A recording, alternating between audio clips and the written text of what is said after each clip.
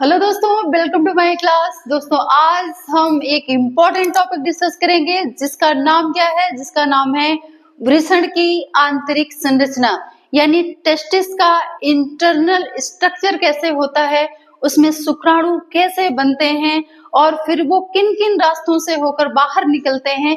ये सारी प्रक्रिया आज हम बिल्कुल आसान तरीके से समझने की कोशिश करेंगे। तो यहाँ पे देखिए, ये किसकी संरचना है? वृषण का आंतरिक भाग है। ये आपको पता है कि हर नर में वृषण कितने होते हैं? दो जोड़ी क्या पाए जाते हैं दोस्तों? वृषण पाए जाते हैं, ठीक है, जिसको हम इंग्लिश में क्या बोलते हैं? टेस्टिस। अब ये जो वृषण है, वृषण का बाहरी खोल क्या कहलाता है? वृषण कोश, या इसी को हम इंग्लिश में क्या बोलते हैं? स्क्रोटम। अब इसके अंदर की अगर बात की जाए वृषण की, तो ये दो तो वृषण हो गए। अब वृषण का इंटरनल पार्ट कौन सा है? ये वाला। ध्यान रखिएगा दोस्तों, वृषण के अंदर वृषण पालिकाएं पाई जाती हैं, जिसे बोलते हैं टेस्टिक्युलर लोब्यूल्स। इसके अंदर ये पालियां हैं दोस्तों, ये दिख रही हैं, अलग अलग चेम्बर में बटी होती हैं, अलग अलग कमरों में बटी होती हैं, जिन्हें हम क्या बोलते हैं? Testicular lobules. लोब्यूल्स। अब ये जो आपका लोब्यूल्स है, लोब्यूल्स की संख्या कितनी होती है? हर टेस्टिस में लोब्यूल्स की संख्या कितनी होती है? 250। ये ध्यान रखिएगा, जो ये पालिकाएं अलग अलग चेम्बर बटे होते हैं, इनकी संख्या टेस्टिस में कितनी होती है? 250। और इन्हीं के अंदर दोस्तों, ये जो पालिकाएं हैं, इन्हीं के अंदर क्या पाई जाती हैं? शुक्रजनक नलिकाएं।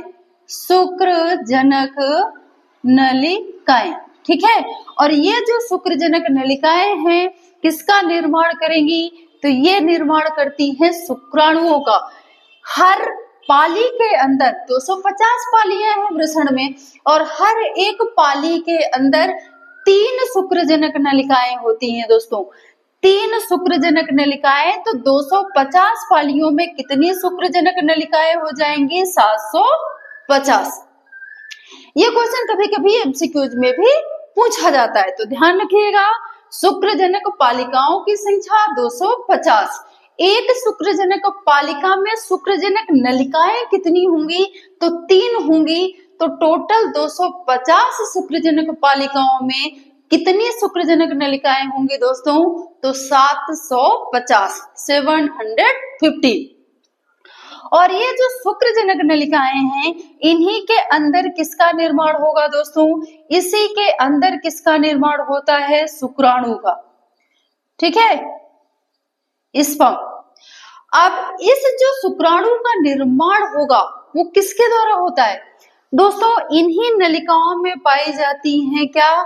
शुक्रजनक कोशिकाएं। ये जो शुक्रजनक नलिकाएं हैं, इन्हीं के अंदर पाई जाती हैं 2 तरह की कोशिकाएं।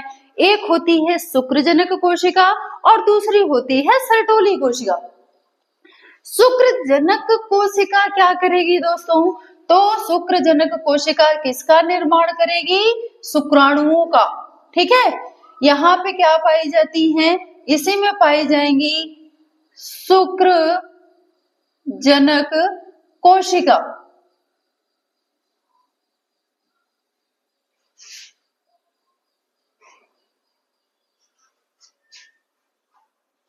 और शुक्रजनक कोशिका के अलावा दूसरा इसमें क्या पाया जाएगा दोस्तों? दूसरा पाया जाएगा सर्टोली कोशिका। सर्टोली कोशिका किसके अंदर? शुक्रजनक नलिकाओं के अंदर। अब ये शुक्रजनक कोशिका क्या बनाएगी? शुक्राणु बनाएगी। और ये जो सर्टोली कोशिका है, ये क्या करती है? शुक्राणुओं को पोषण देने का काम। ध्यान रखिएगा, एग्जाम में पूछा जाता है कि सर्टोली कोशिका किसमें पाई जाती है और इसका काम क्या होता है? तो सर्टोली कोशिका नर के वृषण के शुक्रजनक नलिकाओं में पाई जाती है। और इसका काम क्या है? इसका काम है दोस्तों विकसित हो रहे शुक्राणुओं की सुरक्षा और उनको पोषण देने का।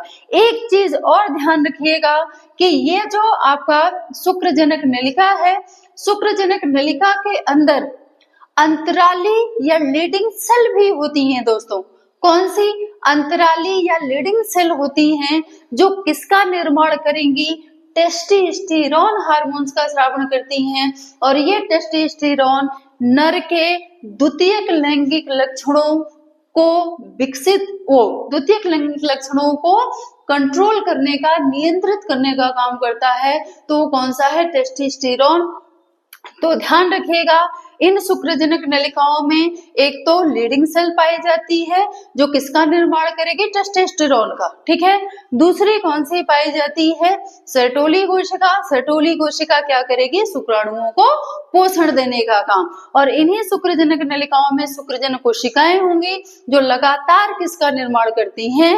शुक्राणुओं का। ठीक है। तो ये पूरी प्रक्रिया, मतलब यहाँ पे ये जो पालिका है, कौन सी? वृषण पालिका। ये जो कमरे बने हुए हैं, तो इन सब में तीन क्या पाए जाएंगे? शुक्रजनक नलिकाएं, और इसी में शुक्रजनक कोशिकाएं। और याद रखिएगा, एक शुक्रजनक कोशिका से कितने शुक्राणु बनते हैं? तो एक शुक्रजनक कोशिका से कितने शुक्राणुओं का निर्माण होता है? तो 4। ठीक है।